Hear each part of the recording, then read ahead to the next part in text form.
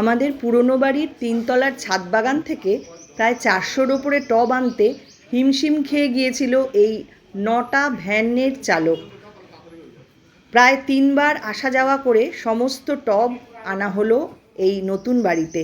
তারপর আস্তে আস্তে সাজানো। পাড়ার মণ্ডপে পুজোর সময় ভ্যানে করে যেরকম ঠাকুর আসে ঠিক সেরকমই যেন দেখতে লাগছিল।